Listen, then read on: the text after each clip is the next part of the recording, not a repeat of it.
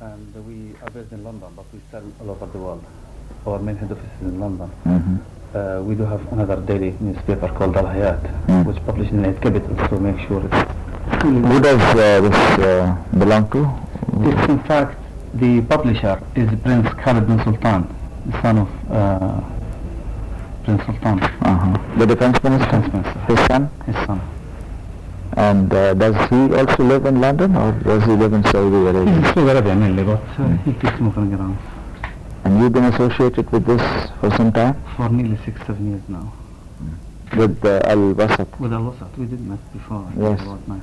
And you been in this business for a long time? Nearly 20 years now. So we've been. Right.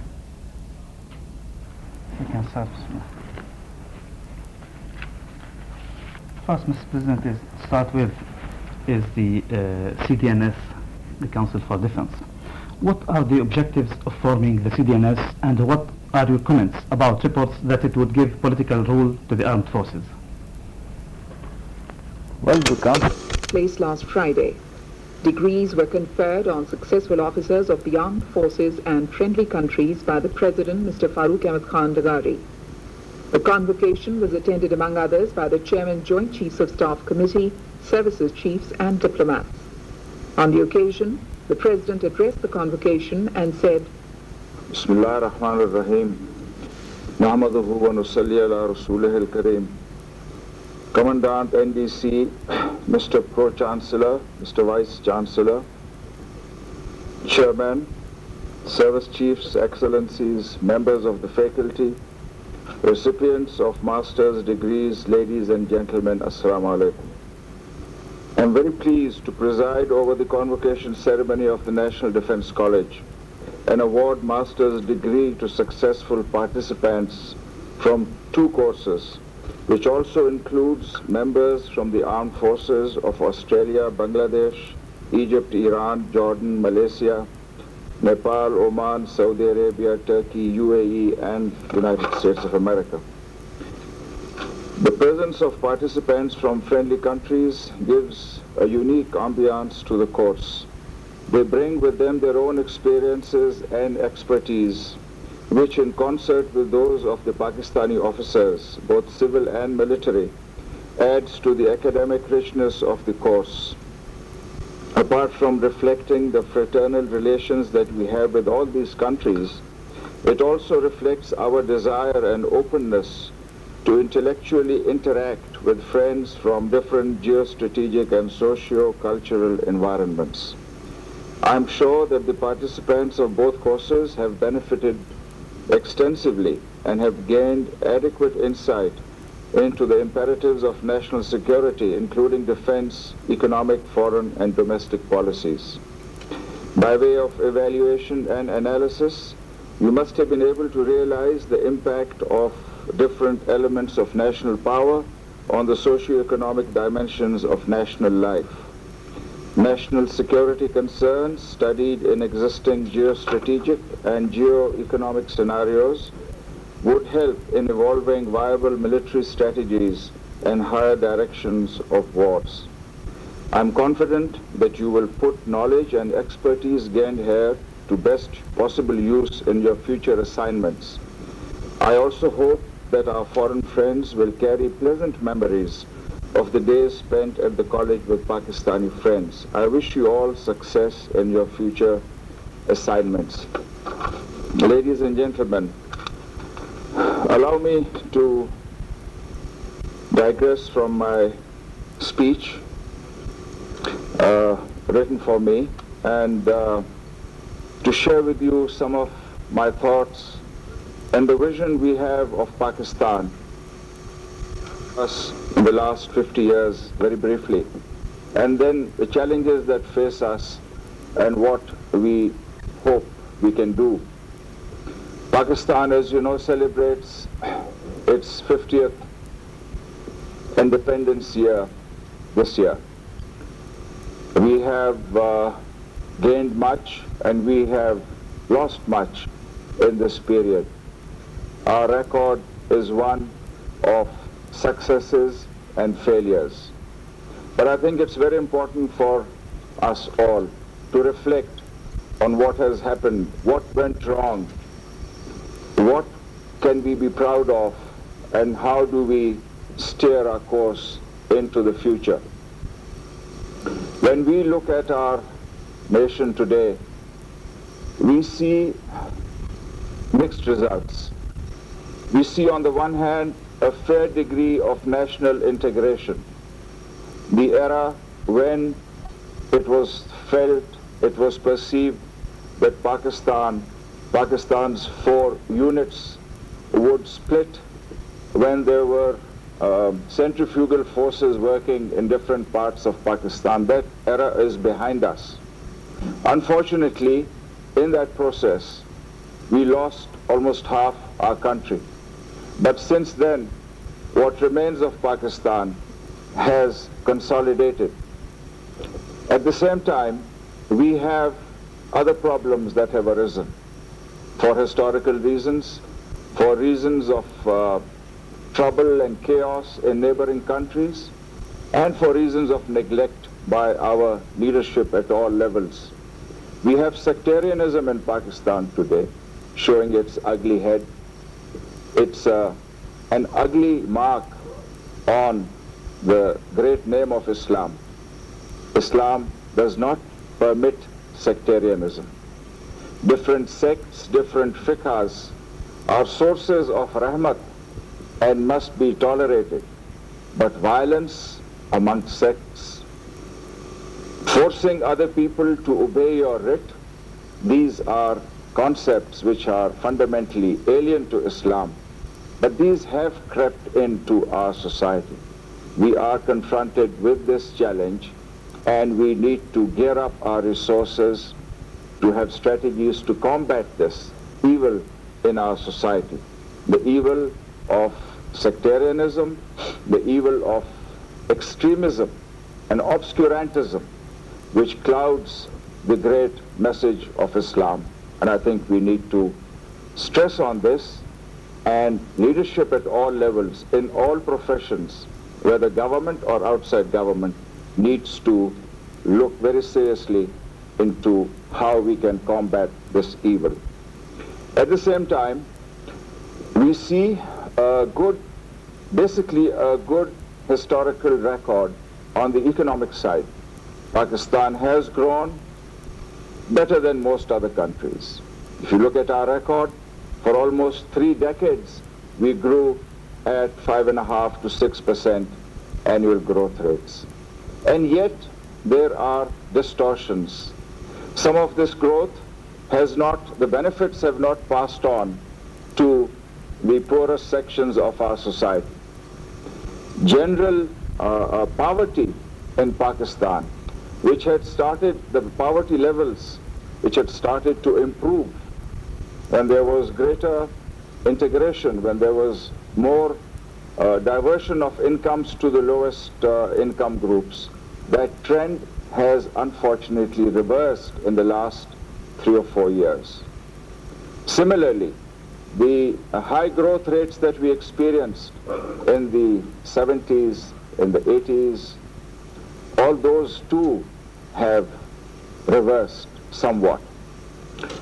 The growth rates in the 90s decade have been very poor as compared to the past. But there are reasons for this, and we need to analyze what those reasons are so that we can correct our policies for the future. At the same time, we see a very dismal picture on the social indicators. Our procedures, processes, institutions for imparting knowledge, receiving knowledge, have not done as well as was required. Unfortunately, after 50 years of independence, 2/3 of our people still grope in the darkness of illiteracy. This is something which cannot be condoned by any society, and it certainly cannot be condoned by the message of Islam. Because if there is one message that comes out clearly and truly in the Quran and in the teachings of the Prophet, it is the necessity and importance of the acquisition of knowledge. It is the need for humankind to reflect on knowledge, on physical and other phenomena. And unfortunately, again, we, those who have been in power, those who have been in positions of importance or leadership positions, we all have collectively failed our people. And I think the sooner we understand this, the sooner we realize this and correct our policies, the better it will be for us and for coming generations in Pakistan. If I were to be asked to rate the single most important reason for many of Pakistan's ills today, I would say it is our failure on the human resources side. We have not been able to provide to our people even their fundamental right of literacy, to know. Because I think education is the greatest leveler in society, has always been. When you provide education to your people, then you are providing them a relatively better level playing field vis-a-vis those who have power, vis-a-vis those who have wealth and higher incomes. And education is the greatest leveler, and this is where we have failed miserably. And that is why we have many inequities in our society. Had we provided education, literacy, had we provided opportunities to rise through the knowledge process, our country would not have been so iniquitous, and so our society would not have been as unjust as we perceive it to be today. Then again, we have neglected for a long time 50% of our population, women of Pakistan. Whether you look at the educational sector or whether you look at any other sector, women have a relatively raw deal. They need to be empowered, they need to be brought up, because on the human scale and in accordance with Islam, there is no difference between men and women, whether it be in piety, whether it be in acquisition of knowledge, whether it be in any other field. I think it's very important that we address this issue too. And along with this issue, and I think very closely connected to this, is the issue of population growth in Pakistan. At 3%, currently they say 2.9 or 2.8%, and I wouldn't be too sure about the figure. I don't think anybody would be too sure of the figure. But these rates are excessively high.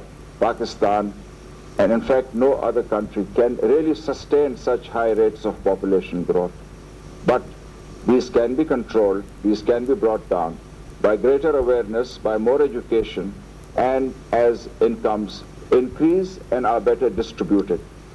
These are some of the problems that afflict us, and along with them are other problems connected with urban areas, big cities proliferating, squatters' colonies, the crime that is associated with it, the breakdown in the law and order, terrorism. Some of these problems we inherited from problems in our region. The problem of drugs, for instance. Before the Soviet invasion of Afghanistan, there were no known hard drug addicts in Pakistan. Today, there are more than 3 million addicts of heroin and other hard drugs. This is a disaster.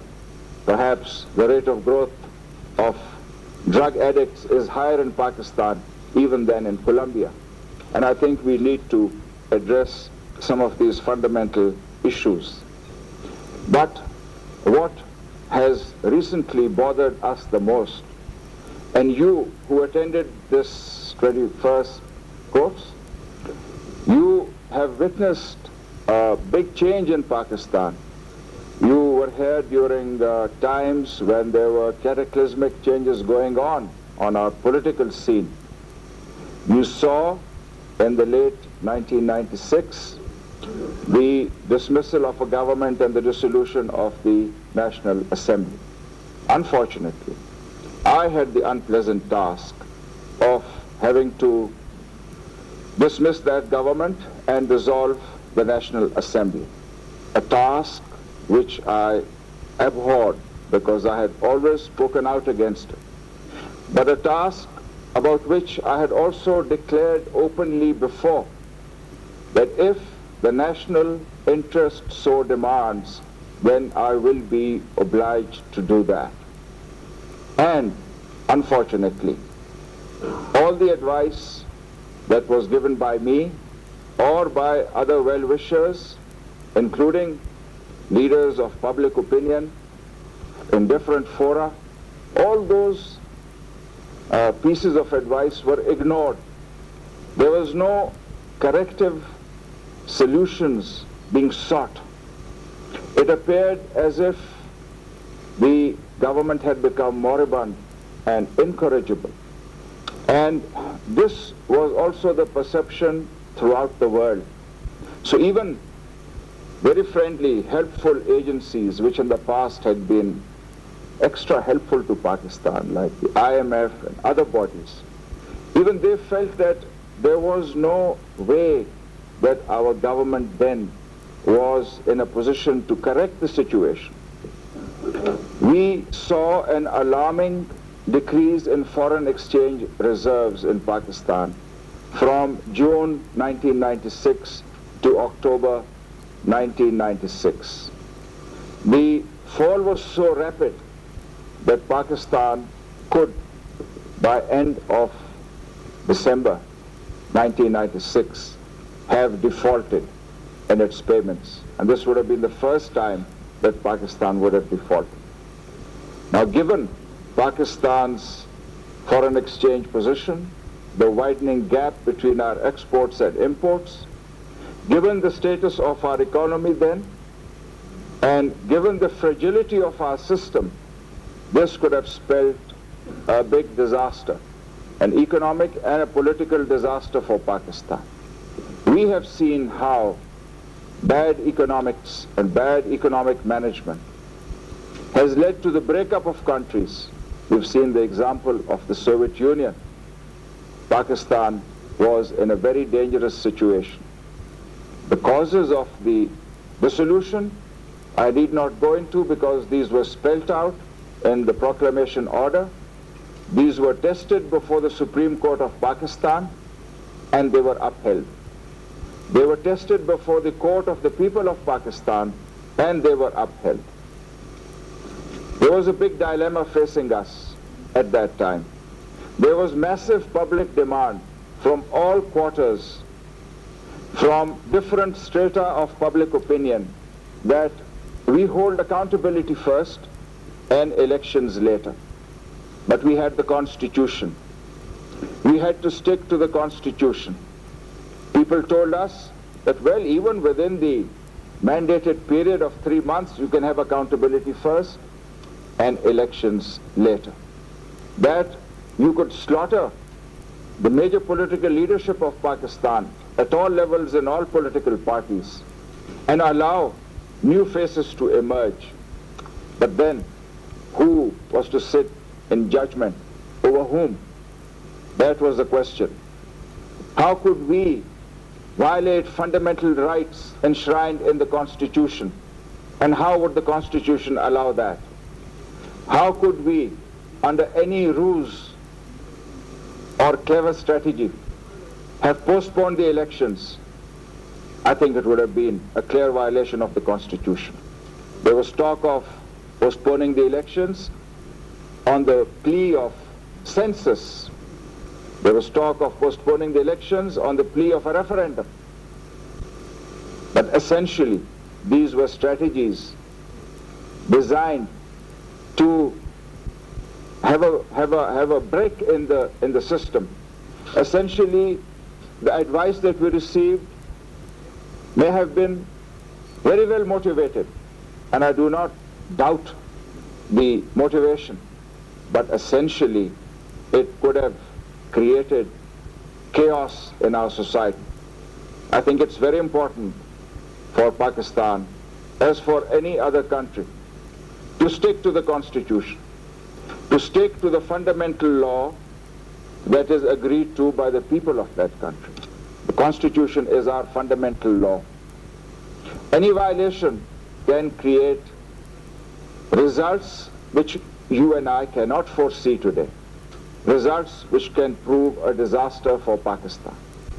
And I felt that there must not be any deviation, because for many other reasons, other than the constitutional mandate of us not doing that, and the other reasons were also the very fragility of our system, the very fact that our reserves were down, the very fact that our economy was not doing well.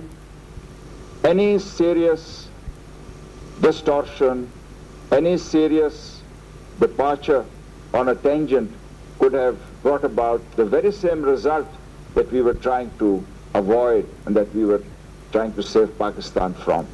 So, I'm glad, and in hindsight today, looking back, I'm proud of the fact that we stuck to the constitutional path, that democracy survived, that the people were allowed to give their mandate, and we have to accept the will of the people.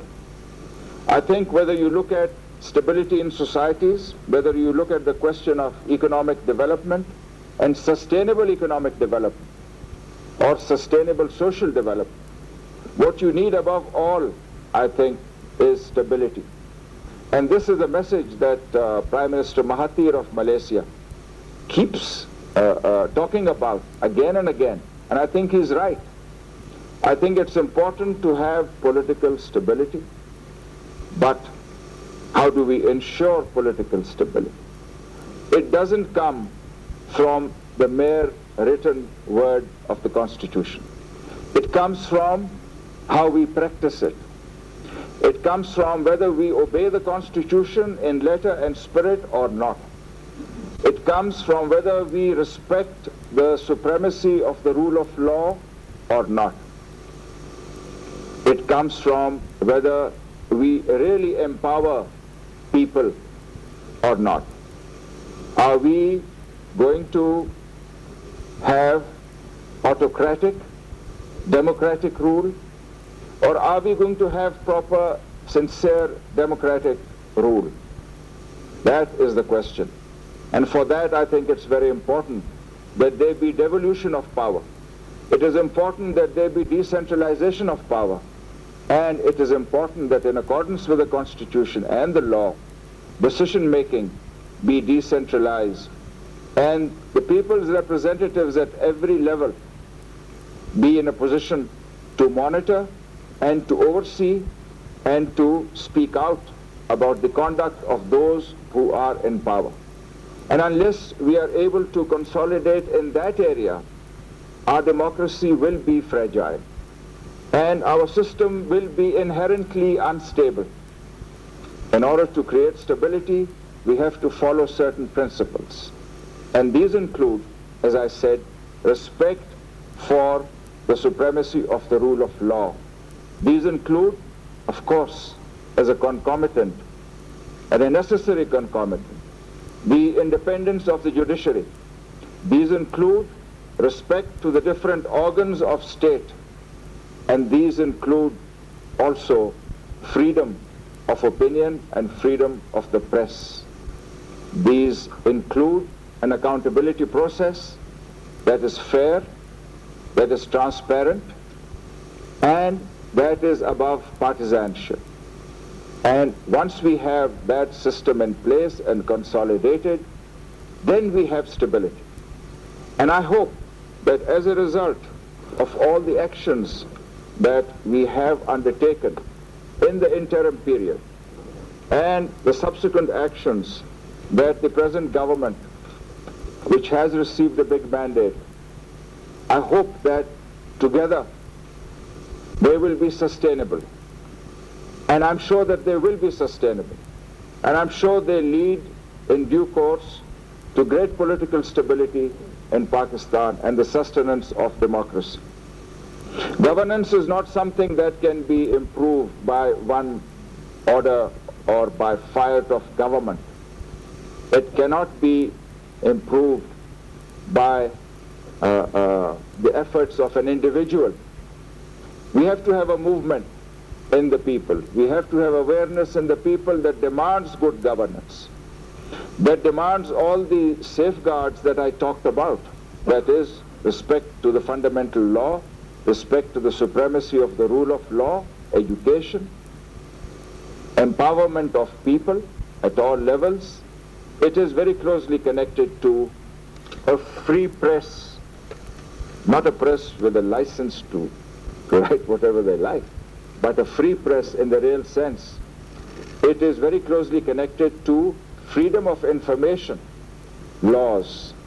It is very closely connected to how open our system is and how decentralized it is, whether we have a good local government system or not.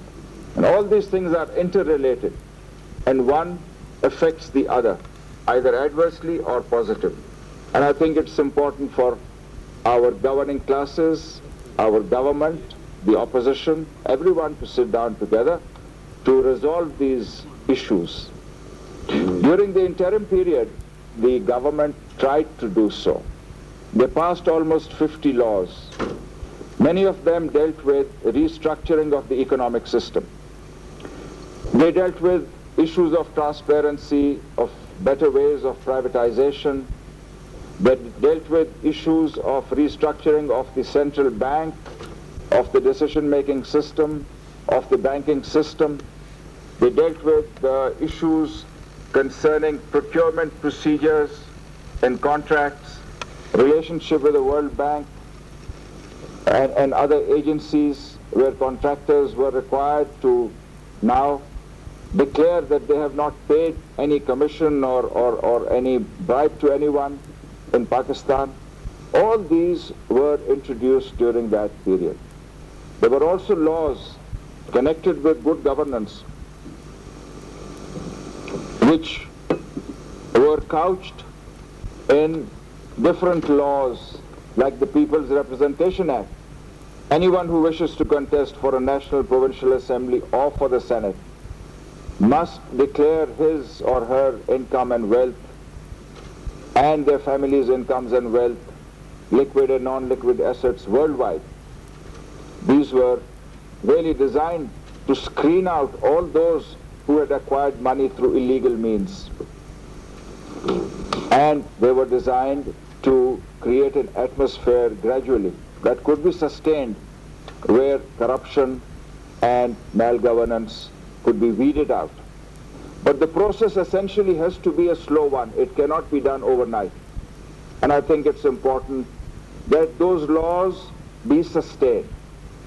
I'm happy to note that the government has declared that they will sustain and make into permanent statutes almost all the laws that were passed by the interim government, because they were all part of a matrix designed for good governance and for better economic management. And I'm confident that with the majority that the government has in Parliament, they will be in a position to pass these laws expeditiously so that we can have good governance in Pakistan as soon as possible. During the interim period also, a number of measures were taken to save Pakistan from a default. They succeeded. Subsequently, the present government decided not only to take up those reforms, but also to deepen them.